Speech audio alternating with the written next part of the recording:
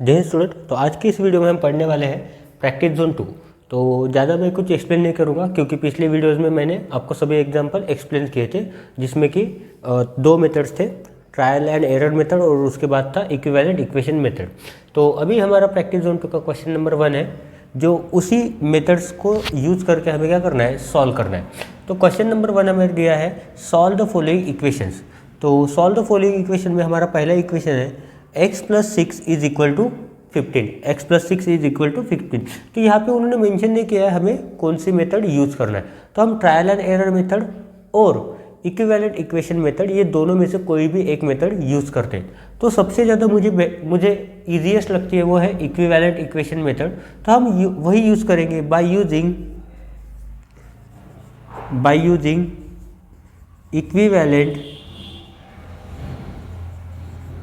Equivalent equation method, by using equivalent equation method. तो equivalent equation method में हम क्या करते हैं, जो भी हमारा इक्वेशन दिया होता है x + 6 is equal to 15, x + 6 is equal to 15, तो क्या करना होता है हमें ये वेरिएबल को छोड़ के जो भी उसके साथ दूसरा टर्म प्रेजेंट है, जो भी इक्वेशन में वेरिएबल को छोड़ के जो भी उसके साथ दूसरा टर्म प्रेजेंट है, उसको क्या करना होता है, उसको हमें जीरो करना होता है। तो जीरो करने के लिए क्या करते हैं, जो भी टर्म दिया गया है हम उसका साइन चेक करते हैं, वो कौन सा नंबर है, पॉजिटिव नंबर। अगर पॉजिटिव नंबर है तो उसी में अगर मैं उसका निगेटिव नंबर ऐड कर दूँ, मतलब उसी का एडिटिव इनवर्स ऐड कर दूँ, तो वो क्या बन जाता है, जीरो बन जाता है। तो यहाँ पे x के साथ क्या है, यहाँ पे x के साथ मेरा क्या है, 6 है। तो मैं क्या ऐड करूँगा इसमें, ऐड ऐसा कौन सा नंबर मैं 6 में ऐड करूँ कि मेरा ये 6 क्या हो जाए, जीरो हो जाए, सॉल्व करने के बाद क्या हो जाए, जीरो हो जाए। अगर तो मुझे पता है 6 का एडिटिव इनवर्स क्या होता है, 6 का एडिटिव इनवर्स होता है -6। तो मैं लिखता हूँ यहाँ पे ऐड -6 ऑन बोथ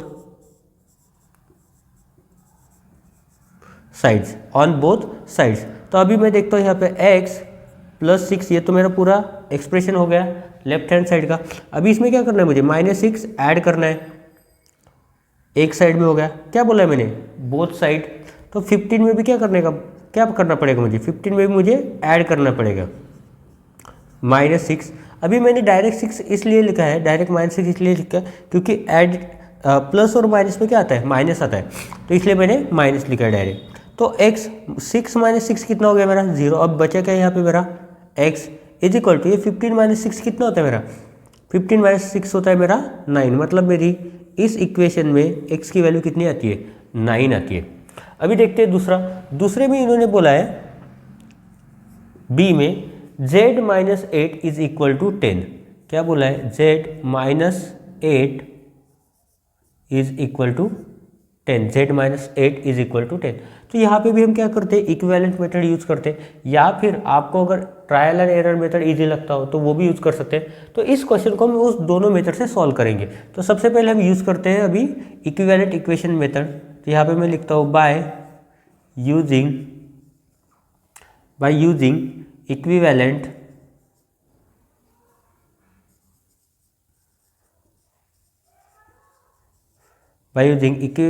इक्वेशन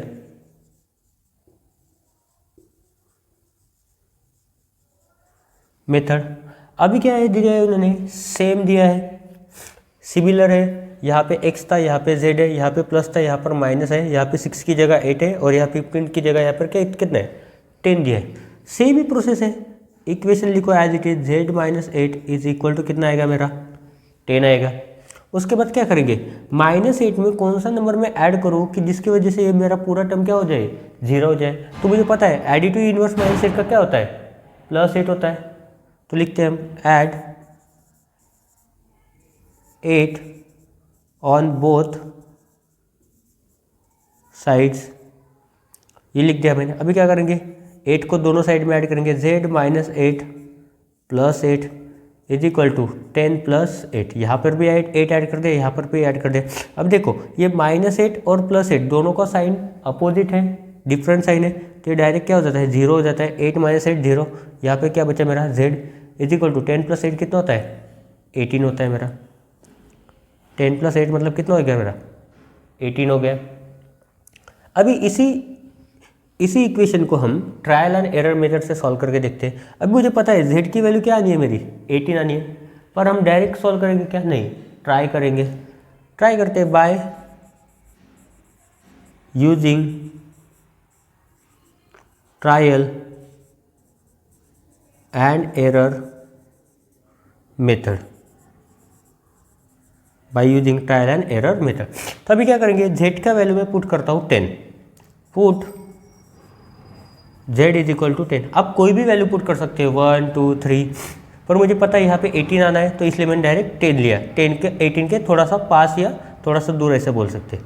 तो z की जगह मैं क्या करूँगा, 10 माइनस 8 इज इक्वल टू क्या आएगा, 10।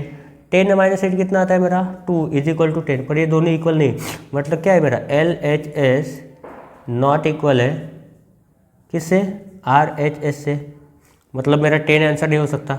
अगर इसी में करता हूँ मैं put z is equal to 18, तो मैं यहाँ पे लिख सकता हूँ 18 minus 8 is equal to 10। 18 minus 8 कितना आता है मेरा, 10 इज इक्वल टू 10, मतलब क्या है मेरा LHS इक्वल है किससे, RHS से, मतलब मेरी z की वैल्यू क्या होगी, मेरी z की वैल्यू आती है यहाँ पे 18। ये हो गया क्वेश्चन सॉल्व। अभी हम थर्ड वाला देखते हैं, सी वाला। सी में बोला है उन्होंने 8t is equal to 24, 8t is equal to 24। अगर इस इक्वेशन में अगर हम देखते हैं तो क्या बोला है उन्होंने, प्लस माइनस यहाँ का उसका यूज़ नहीं किया है। किसका यूज़ किया है कि 8t का मतलब होता है मेरा 8 multiplied by t is equal to 24। 8 multiplied by t is equal to 24। अभी मैंने प्लस का बताया, माइनस का बताया, लेकिन मल्टीप्लिकेशन में इन्वर्स क्या होता है, मल्टीप्लिकेशन का इन्वर्स होता है डिवीजन। मल्टीप्लिकेशन का इन्वर्स क्या होता है, डिवीजन। अभी मुझे यहाँ पे टर्म को जीरो नहीं करना होता है, मुझे इस टर्म को क्या करना होता है, 1 करना होता है। तो मैं क्या लिख सकता हूँ, divide both sides, divide both sides by, अभी मुझे 8 को क्या करना है, 1 करना है। तो 8 को मैं ऐसे कौन से नंबर से डिवाइड करूं कि मुझे 1 मिलना चाहिए। 8 ऐसे कौन से टेबल में आता है जिसको मैं 1 टाइम बोलने के बाद 8 आए। तो सिंपल सी बात है, 8 के टेबल में 8 1 टाइम आएगा, दूसरे किसी नंबर में नहीं आएगा। तो लिखते हैं अभी डिवाइड बोथ साइड बाय 8। अभी यहाँ पे क्या लूँगा, 8t divide by 8 is equal to, मैंने बोथ साइड्स बोला है, क्या करेंगे यहाँ पे 24 अपॉन 8। 8 1 से कितना आता है मेरा 8, सो ये 1 इंटू टी कितना हो गया मेरा, t 1 जा t, 8 3 जा आता है, ये 8 3 जा कितना आता है 24, मतलब मेरी t की वैल्यू क्या हो गई, मेरी t की वैल्यू हो गई 3। मेरी t की वैल्यू कितनी हो गई, 3 हो गई। कौन सी मेथड यूज़ की हमने, इक्विवेलेंट इक्वेशन मेथड। ठीक है, अभी और एक देखते हैं d वाला। d में उन्होंने बोला है 16 upon y is equal to 4, 16 upon y is equal to 4। Same method use करेंगे, इक्विवेलेंट इक्वेशन मेथड, क्योंकि क्वेश्चन में उन्होंने मेंशन ही नहीं किया है कि हमें कौन सी मेथड यूज़ करनी है। अभी अगर हम इसे सॉल्व करते हैं तो देखो, सबसे पहले क्या करना पड़ेगा हमें, ट्रांसपोजिशन। क्या करना पड़ेगा, ट्रांसपोजिशन। ये मैं हमारे नेक्स्ट टॉपिक में तो मैं आपको वहाँ पे समझाऊंगा। अगर मैं 16 अपॉन वाई लिखता हूँ यहाँ पर इज इक्वल टू 4 लिखता हूँ, तो क्या करना पड़ेगा मुझे, इस 4 को ऐसे किसी नंबर से मल्टीप्लाई करना पड़ेगा, या फिर ऐसे किसी नंबर से डिवाइड करना पड़ेगा जिसकी वजह से क्या आ जाए, मेरा 16 आ जाए। मल्टीप्लाई अगर मैं यहाँ 4 से करूँगा तो 16 आएगा, पर मुझे तो y की वैल्यू चाहिए। तो क्या करेंगे, अगर मैं इस y को राइट साइड में शिफ्ट करता हूँ तो किस में कन्वर्ट हो जाएगा, 16 इज इक्वल टू 4y। ये इक्वेशन और ये इक्वेशन सेम है हमारा, बस हमारे लेफ्ट हैंड साइड की जगह यहाँ पे राइट हैंड साइड दिए और राइट हैंड साइड की जगह उन्हें लेफ्ट हैंड साइड में शिफ्ट किए। तो अभी क्या क्या चाहिए मुझे, y की वैल्यू चाहिए। अभी ये 4 क्या है मेरा, मल्टीप्लिकेशन में, 4 क्या है मेरा मल्टीप्लिकेशन में, तो मैं क्या करता हूँ, डिवाइड करता हूँ। 4 को ऐसे कौन से नंबर से डिवाइड करो कि मुझे यहाँ पे क्या बचना चाहिए, मेरा 1 आना चाहिए। तो करते सेम नंबर से डिवाइड करना पड़ेगा by using equivalent equation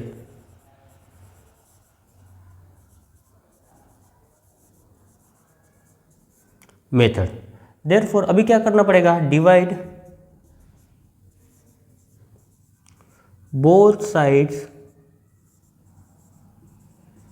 by 4, 4 से डिवाइड करना पड़ेगा। चलो करते हैं 4 से डिवाइड। अगर मैं इसको 4 से डिवाइड करता हूँ तो क्या मिलेगा मुझे, 16/4 इज इक्वल टू 4y/4। ये 4 बन रहा 4 कैंसल, ये 4 के टेबल में 4 टाइम्स बोलने के बाद क्या आता है 16। तो यहाँ पे मैं डायरेक्टली लिख सकता हूँ y इज इक्वल टू क्या आता है मेरा, y इज इक्वल टू आता है मेरा 4।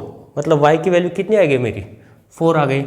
अभी एक लास्ट एग्जाम्पल बचा है हमारा, वो है 5p + 7, ये ई वाला है, 5p + 7 इज इक्वल टू 32। अभी क्या दिया है इन्होंने, ये सभी जो इक्वेशंस थे इनका कॉम्बिनेशन यूनिट बना दिया। यहाँ पे मल्टीप्लिकेशन भी आ गया, यहाँ पे एडिशन भी आ गया। ये टर्म्स को मैं लेफ्ट साइड में शिफ्ट करूँगा, राइट साइड में शिफ्ट करूँगा तो माइनस हो जाएगा, इस 5 को करूँगा तो डिवाइड भी हो जाएगा। तो उन्होंने सबका कॉम्बिनेशन किया। पर ईजी है क्वेश्चन, ज़्यादा कुछ हार्ड नहीं। क्या करेंगे, बाय यूजिंग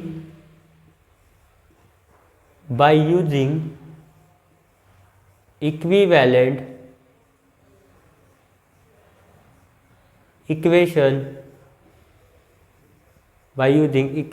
इक्वेशन मेथड।